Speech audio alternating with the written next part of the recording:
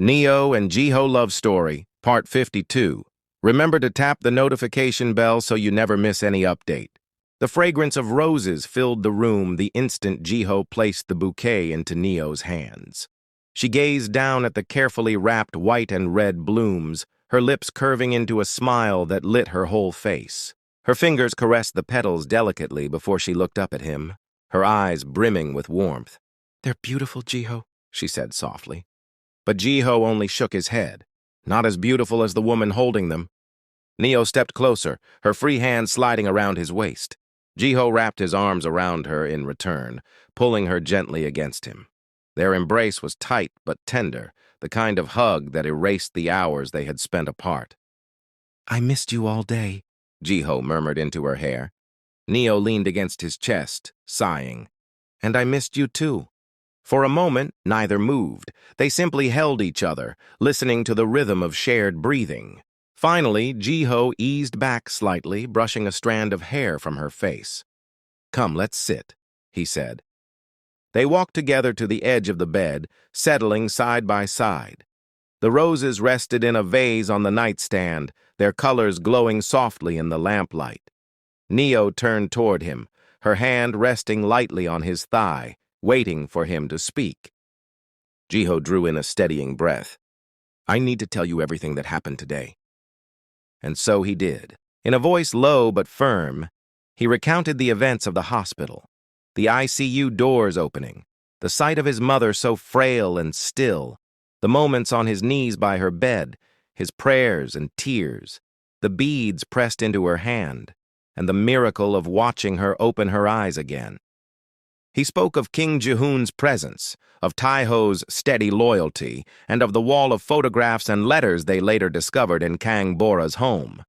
He didn't hide the pain, but he told it with a strength that surprised even himself, no longer the trembling son of the morning, but a man who had faced the storm. Neo listened in silence, her expression never leaving him. She didn't interrupt, didn't hurry him. She simply listened, her eyes glistening as if each word carved itself into her heart.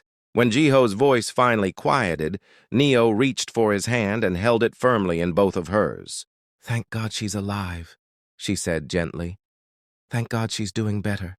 We shall continue to pray for her. Jiho, you have carried a heavy burden, but you were never alone. Today proved that." Jiho's chest rose and fell slowly. He nodded, a faint smile tugging at the corners of his lips. "Yes, I wasn't alone. Not for a moment." Neo leaned into him again, resting her head on his shoulder. For a while, they sat in stillness, letting the weight of the day give way to the comfort of the evening. After a time, Jiho pressed a kiss to her forehead and stood. "Come," he said quietly. "Let's shower. You've been waiting for me all day." Neo laughed softly, setting the roses back into their vase. "You always say that when you're tired." "Because it's true," Jiho teased, offering her his hand. They walked together into the spacious ensuite bathroom, its polished marble surfaces gleaming in the soft golden light. The shower was wide and enclosed in glass, steam already rising as Jiho turned on the water. Neo stepped in first, her hand trailing across the wall as the warm spray enveloped her. Jiho joined her, slipping his arms carefully around her from behind, mindful of her rounded belly. The water cascaded over them, washing away the residue of the hospital corridors, the exhaustion of the day, the heaviness of memory. For a while, there were no words, just the comfort of closeness, the feel of warmth against skin, the simple act of being together. Jiho pressed a kiss to her damp hair, murmuring, "I don't know how I would survive without you." "You won't ever have to," Neo whispered back, tilting her head to brush her cheek against his. When they stepped out, Jiho wrapped her gently in a soft robe, drying her hair with tender hands. She laughed at how serious he looked, as though she were a porcelain figure that might break if he pressed too hard. "Jiho," she teased, "you're fussing again?" "And I'll never stop fussing," he replied, his smile small but certain. Once they were changed into fresh night clothes, Jiho's eyes brightened with a spark of anticipation. He took her hand again. "I have a surprise for you." Neo arched a brow, amused. After everything today, you still found time to plan a surprise? He chuckled. Not today. This one has been waiting. Come, you'll see. He led her down the hallway to a wing of the villa that had been closed for months. Neo's curiosity grew with each step. The door creaked softly as Jiho pushed it open, and her breath caught. The room beyond had been transformed.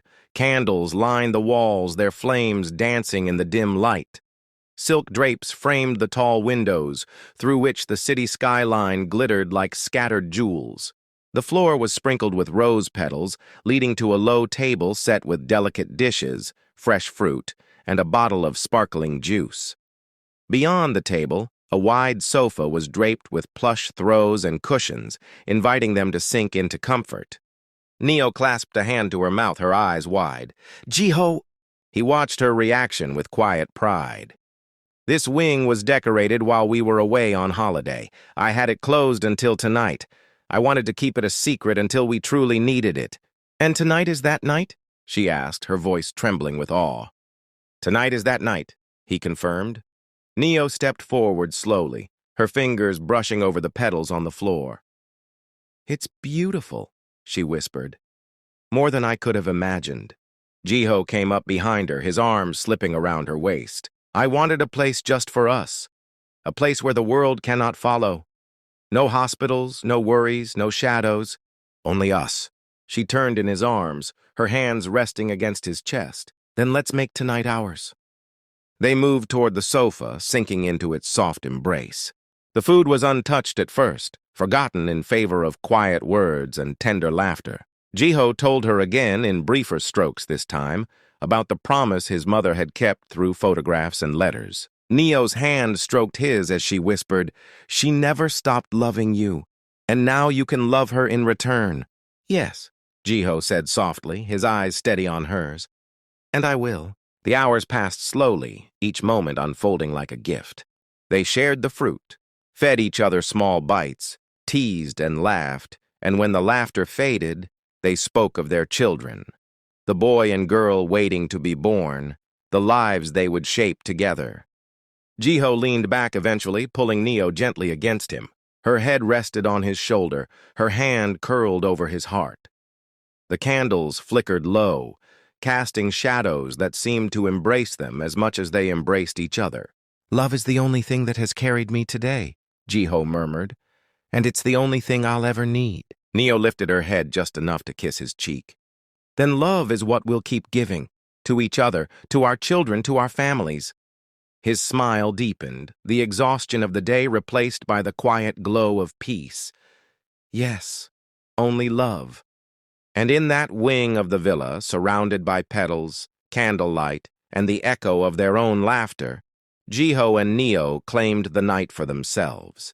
Not as escape, but as a reminder that after every storm, love could still carve out its own sanctuary. The light crept softly into their villa, sliding past the curtains of the master bedroom. Jiho dressed in silence, putting on his crisp white shirt and dark trousers, his movement steady but contemplative. The weight of yesterday was not gone. It had only shifted. He knew where he needed to go first. Downstairs, the scent of tea met him before he reached the hall. His grandmother was already awake, dressed in her elegant hanbok, her posture upright as always. Her glasses perched neatly on her nose as she set down her cup and turned to him. You're early, she said calmly. Jiho hesitated before answering. I couldn't sleep. There's something I need to tell you. They sat across from each other in the living room. The room was quiet, filled only with the faint ticking of an old clock on the wall. Jiho leaned forward, resting his hands against his knees, his voice heavy. Grandmother, yesterday, I learned why my mother left. Things I never imagined. Her eyes did not widen in surprise. Instead, she lowered her gaze for a long moment, then lifted them again, steady and unshaken. I knew this day would come, she said. Jiho frowned. So you knew? You knew why she left? She nodded slowly. Yes, I knew. And I carried that knowledge alone for all these years. Why? His voice was sharp now, though tinged with hurt. Why would you keep it from me? Because, she said firmly, if I had told you, you would have grown up with a heart full of revenge. You would have sought out the ones who took your father's life, and I could not allow that. I chose to raise you with strength but without hatred. That was my promise to myself. Jiho's jaw tightened. His hands curled against his knees. So you knew everything?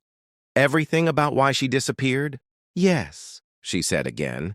Then she breathed deeply, as if readying herself for a truth that had waited decades to be spoken aloud. There was a man, his grandmother began slowly. A billionaire. His name was Anand. He was from Thailand, his son. He loved your mother, but she never loved him back. Her heart had already chosen your father. Jiho's breath caught, but he kept silent. At first, she continued, they only sent threats. They told me to chase her away, that she was not safe here. I dismissed it. I thought it was just words, perhaps jealousy. But I was wrong.